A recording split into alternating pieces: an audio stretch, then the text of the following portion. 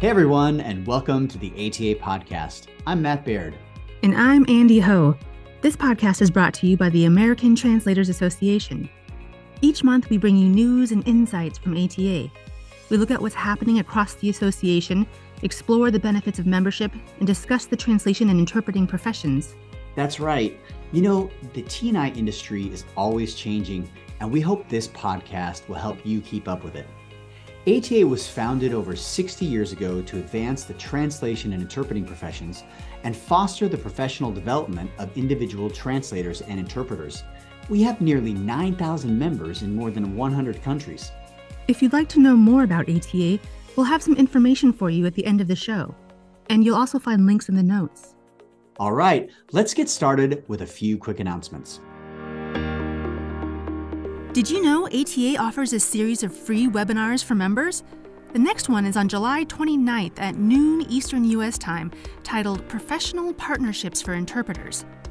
Arabic interpreter and trainer Maha El-Metwali will discuss the benefits of expanding your professional network and forging partnerships with professionals from other domains. You'll learn how to see when partnering needs to happen, how to choose the types of partnerships that make sense for interpreters, and how to build your network.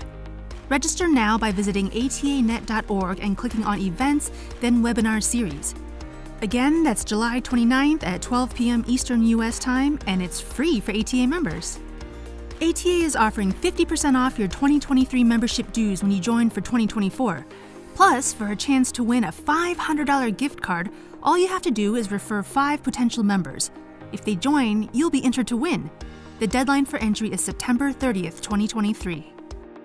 Are you thinking about taking the Spanish to English ATA certification exam? Then you won't want to miss this valuable opportunity.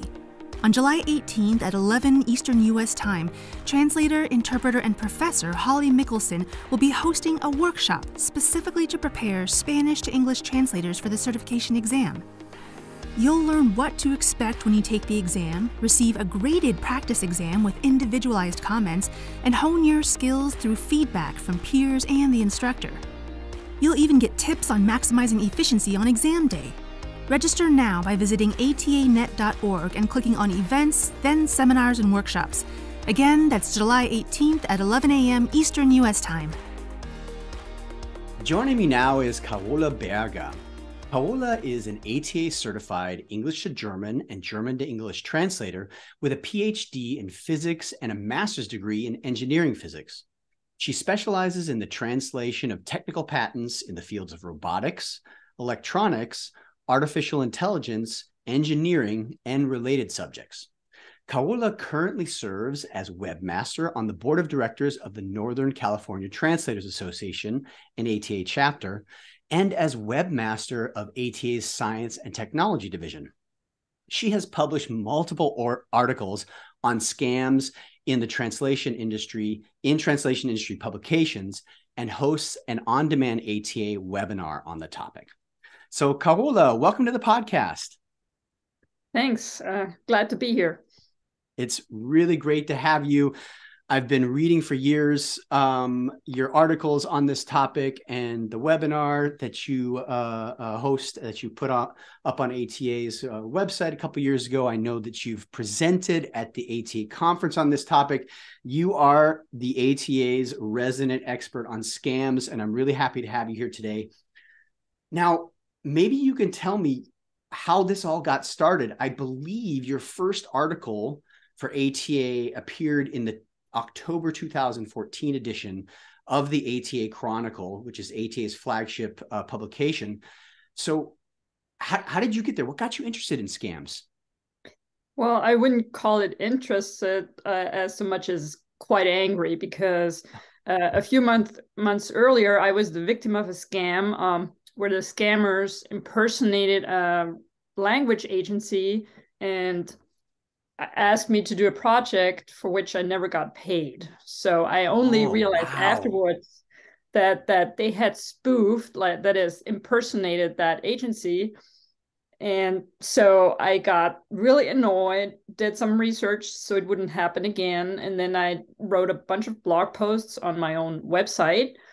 And then Jeff from the ATA Chronicle, Jeff at ATA headquarters, he somehow saw those blog posts and thought this would make a great article for the Chronicle.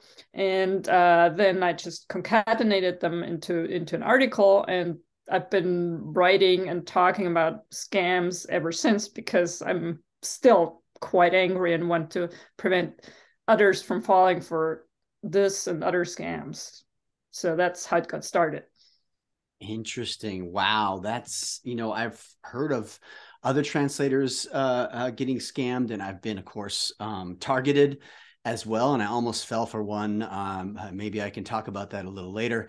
But wow, yeah, that's definitely an annoying and aggravating experience. But on the other hand, I'm really delighted for all the information you've shared with translators over the years, because I'm sure based on that experience, you've rescued or saved many translators from going down the same road, having the same issue. Now, in your ATA webinar on scams, you mentioned that scams increased during the pandemic. And I found that interesting, and that they are increasingly targeting interpreters.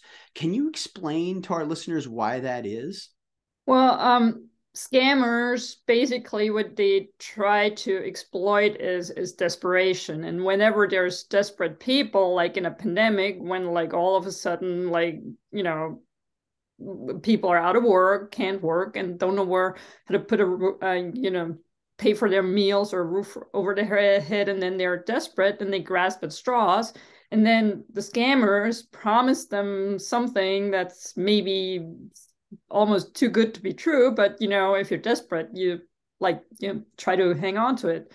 And so any kind of economic crisis is basically a hotbed for scammers.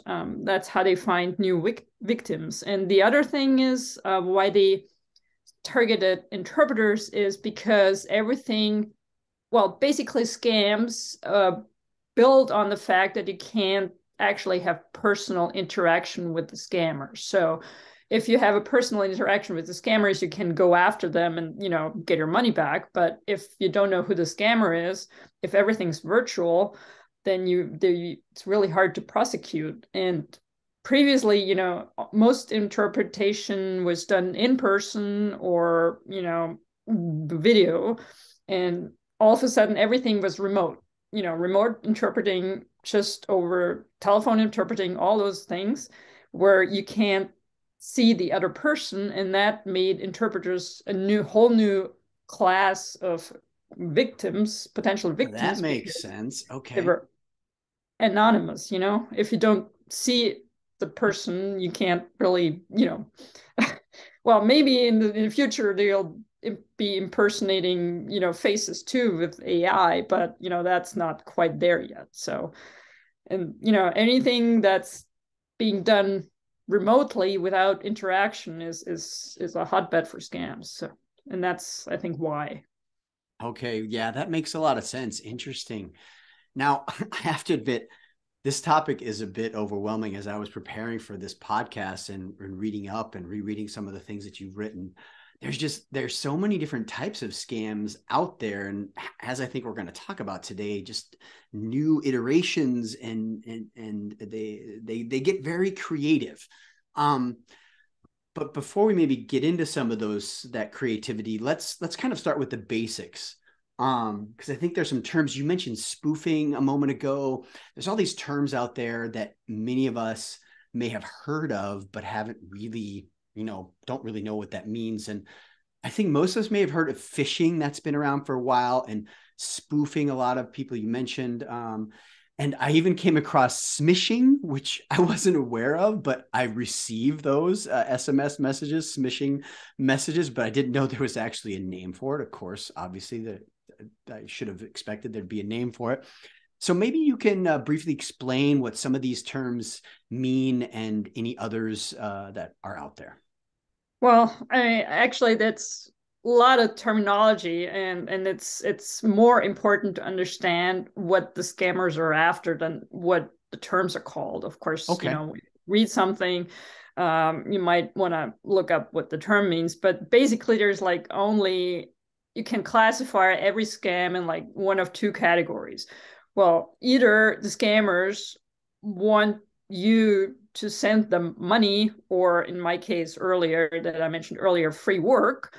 That's the one category. They're after you sending them voluntarily your money or your free work, and they run with it.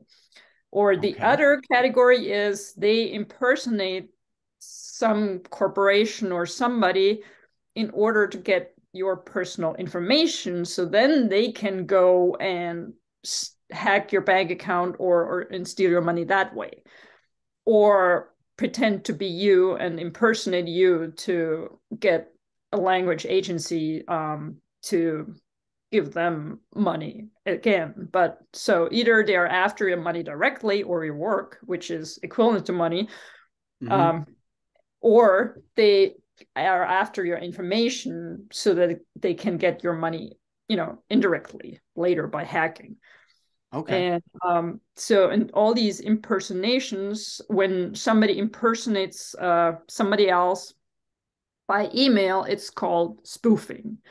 Okay. And if they impersonate somebody else's phone number and pretend to be, whoever, then it's called smishing, because it's like it's an SMS, like short message service, text message. And when they want your information, it's called phishing with a PH, because they're phishing for your information. We're going to get into some specific scams in a moment, especially those that target language professionals. That's what you tend to focus on as well. But maybe I'd like to know, are there any sort of general rules that you can follow, that one can follow to identify scams, sort of any universal red flags that apply to pretty much everything? Well, yes, there's one big red flag is when people pretend to be from a large corporation, at any big corporation, and then they actually don't use a .com address. They use a free email account like Gmail, Hotmail, previously Yahoo, and all of these. And they want to talk to you with Google Hangouts, WhatsApp, all these basically untraceable services. Because they try to impersonate, but any large corporation will always have their own corporate, like Zoom or WebEx or GoToMeeting account. They will have a corporate account for that. They will have corporate email addresses, and they might even have like corporate phone numbers. Yeah, sure, everybody's working from home now, but these days you can always get a corporate phone number, relate to your home phone and use a corporate email address. So if you're ever entering a contract, it's also like if you enter a contract by like WhatsApp or any of those, chat messaging services, or like even Facebook Messenger or whatever, it's not legally binding. You have to have a contract that's either in writing, or email is also okay in most jurisdictions. But if you have a contract in WhatsApp, you delete the conversation and it's gone, and there's no legal remedy for you to go after that person, also because they're essentially anonymous, because you can always sign up for a free email account and nobody checks your identity. So but this is for like this is for corporate, like most scams proceed by impersonating large corporations, but then sometimes when you might get a private client, of course they will have a Gmail or a Hotmail or whatever address. In that case, I recommend like prepayment. If with my private clients, I always ask for advance payment with a payment processor where you have protection. There's Stripe, there's PayPal, there's all of these, and you can get payment protection. And none of my private clients ever complained about prepayment, So that's my take on that. Okay, good. Thank you very much. So, okay, let's get into some of the specific scams out there. Maybe you can start with some of the most common scams that target language professionals. Well, like I said earlier, there's like they either want your work or your money, or they want your information to get your money indirectly. So your work is basically they get your money and then they don't pay. And as I've already explained, it's for private clients I ask for advance payment, and for corporate clients I make sure that I'm actually dealing with who I think I'm dealing with. And so this is like non-payment that I fell for many, many years ago. And then there's like a big one is the so-called fake check scam, where you get the client pays you for your work with a check that looks quite real. There's even fake cashier's check.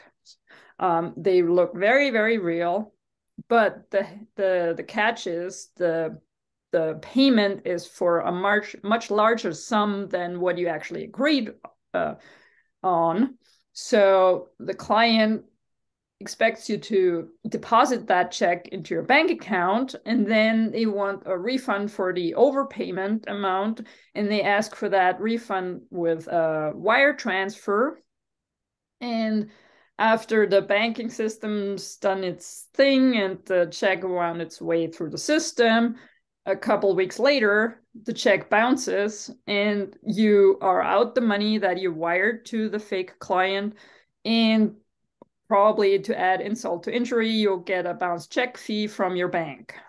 So this is very, very common in the US, and which has a very antiquated banking system when it comes to checks. This doesn't work in Europe with their SEPA banking system. So, but there are also other modern variations that don't really involve a check.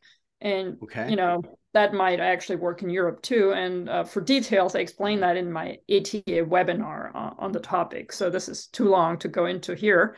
But if you want to know what the modern variation is, I have actual conversation with fake check scammers. Well, it's not a check. It's like a fake storefront and credit cards. But that's what I explain in the ATA webinar. And then the other category, the personal information front, well, either they want basically your social security number so they can hack your bank account and then get your money, or a large scam that's kind of died out by now is the fake CV scam, where scammers impersonated actual translators, stole their CVs and pretended to be them when dealing with language agencies. And I also explain all the details in that ATA webinar. That's an interesting one. So it's basically like identity theft, right? Right, exactly. Wow. That's a crazy one. Yeah, I encourage anybody to if they want to know more about that one, to go look at the webinar. You mentioned the fake check scam, and I said earlier in the podcast that I was actually targeted by one of those very early in my freelance career. I think it was around 2004. So when you were describing that just now, I was totally remembering that moment, and I can't believe that I nearly fell for it. But I was pretty new to the industry at the time. I just started freelancing in 2003, and it just kind of came across my desk. When I look back now, I have to laugh. So I was living in Boulder, and I literally got a request saying if I was available to interpret for two teenage girls who were traveling to Denver to go shopping. And like, first I'm like, okay, why would you go to Denver to go shopping? And then I was like, okay, well, maybe they have relatives in Denver, and they found my details, of course, in the ATA directory. And I was offered several $1,000s, and right away I thought, wait, like you said earlier, it's just too good to be true. But I remember for some reason being kind of super excited, like, wow, really? Could I make that kind of money doing this? And I asked around, and I think I emailed a few colleagues, might have even put it on like the GLD list or something. And people were saying it sounded fishy, but it couldn't hurt to find out. So I actually did respond to them and had a conversation. And Steven said I wasn't an interpreter, and they said, oh, that doesn't matter. And then the whole check thing started. And I can't remember exactly what happened next. I don't know if I actually got a check in the mail. I can't remember, but I know there was something where they said, we're going to send this check. It's going to be for more than the amount that we're going to pay you. But could you please deposit the excess amount into this bank account? Because that's what the girls are going to use to go shopping. Oh, man. When I look back now, I do have to laugh because I think it was at that point where I thought, okay, yeah, this is totally bogus. But yeah, I guess if I had never heard about it. And then I remember actually researching it. And that's when I found out about these fake check scams. And I think back then they still called it like the Nigerian check scam. And I believe that's like the origin of it. I can't remember the origin story, but in any case, oh, well, man. the term Nigerian scam is because like you might all like way back in the early days of the internet, I kept getting those emails with like a proposal from a Nigerian prince, wiring me millions of dollars or whatever. So, and that's where the term originated, I think. But it's not necessarily connected to the country of Nigeria. So the better term is fake check scams. And I actually like a lot of people, since I started talking about scams and writing about scams, I've gotten now quite the collection of copies of fake checks now. Wow. Right on. And they actually really look real. Yeah, the properly printed and everything. So will they get past the bank? The banks don't know it until they actually process it. And then it's just crazy that they actually will deposit the money and it'll be available to you to actually use before the check's cleared.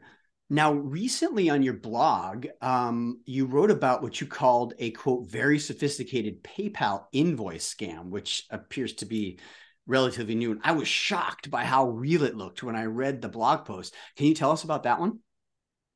Yeah, the PayPal invoice scam and all the other similar scams, they're not quite that new, but they actually look very, very real. And what they do target is the fact that more and more business is done on a mobile phone or a mobile device. Okay. And when you compare, if you get an email on your laptop or desktop, what you see is in your email program, most email programs display a lot of information at the top, like when it was sent, by whom it was sent, that's called the header. And on a mobile device, the header contains a whole lot less information. So there's a whole lot less detail. And if you're like on the go, you just want to do a quick transaction, while you're waiting in line, at the dentist or wherever. And what the scammers are trying to get you is like not really check on what you're tapping on your phone screen, and or even send you money with your payment app without checking all the details while you're on the go. And that's increasingly more so targeting mobile devices. If you really look closely at all these fake PayPal invoices or something, there's always a detail that you can see on much clearer on a desktop or laptop than on a mobile phone. So my recommendation is just, if you use your mobile phone for business stuff, read your emails, maybe even reply on your mobile, but don't tap on links or even pay somebody on your mobile unless you're like really sure this is the invoice you're expecting. And there is a trick to see where a link goes on a mobile, which is you don't tap on it, you tap and hold the link. Then it will, a pop-up will happen that tells you where the link actually goes. But most people just don't do that. I don't think I've ever done that unless it was like super clear that it was a scam. So my advice is, if you must do any transactions, do it on your laptop or a desktop. Don't do it on a mobile device, because there's just too many fake scams out there. That's super interesting. And I love in the article how you described how you actually sent yourself an invoice to compare the differences. And it was really curious. It made me curious. So I looked at some old PayPal emails and I don't get any invoices. But one thing I noticed is that PayPal always addresses me as Matthew Baird. And it says like, hi, Matthew Baird every time, because that's in my account. So now I know to be suspicious if I receive an email from a purported PayPal account that it doesn't address me personally, or maybe says hi Matt instead, because my email address is Matt@, and they wouldn't know to address me otherwise. Right. And, that's what they're preying on, that they assume that you're like, quickly glancing on your phone and, try to get you to do something really fast without actually checking, the details. Okay, now, are there any other more recent scams or new twists to old ones floating around out there right now? That's quite the coincidence that you asked me, because like 2 days ago on Wednesday, a new blog post appeared that I wrote for the E88 Next Level blog, where I discuss all the latest variation on that. So head on over to the E88 Next Level and find out. Oh, that's great. We'll definitely put a link to that in the show notes. One final question is there, you kind of gave us some universal red flags, but if you had just one piece of advice that you could give to somebody on scams, what would it be? Well, I kind of have two, and they both sound kind of lame, because they're as old as the snakes oil salesman from the Middle Ages. It's still all the same type of scam. So like, number one, knowledge is the best defense. So that's why I'm writing all these articles and giving all these webinars. So check those out. And number two, if it sounds too good to be true, it probably is. So that's just all I can say. That's perfect. And it's so true.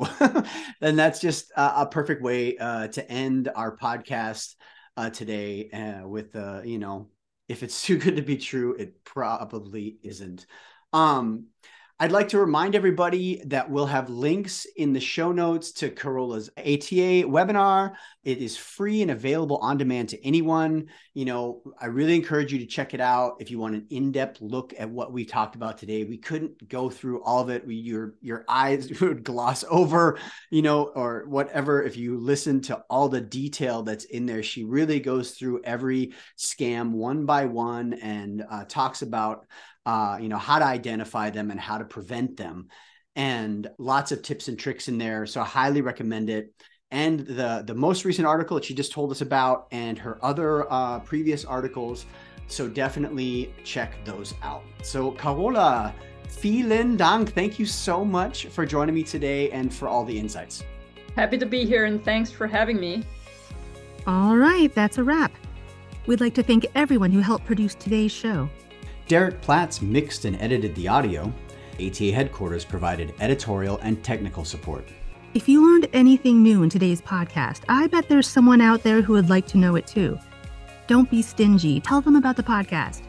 I've gotten to know so many great podcasts that way. I promise they'll thank you for it. And if you're not an ATA member, listen up. I've been a member for over 20 years. Joining ATA literally launched my freelance career. It opened the door to a profession I knew very little about, and attending my first annual conference led to my very first freelance job. And I joined for the first time in 2004 as a student. My first conference blew my mind. Nowadays, the demand for translators and interpreters is at an all-time high, but finding quality work isn't easy. ATA membership can make the difference. And ATA isn't just for translators and interpreters. We have teachers and professors, hospital administrators, language company owners, and technology developers, just to name a few. Companies and institutions can join too. Our membership includes language companies, universities, and government agencies. If you'd like to know more, go to ATA's website, atanet.org. You can also check out past episodes of this podcast, where we talk about the benefits of membership and what's currently happening in the association. But before you go, please take a quick moment to give us a rating or write a review. Tell us what you like, why you listen, or about your favorite guest. Your feedback is super helpful, and reviews help other listeners find the show too. We'd really appreciate hearing from you. Thanks again for listening, everyone. Talk to you again soon.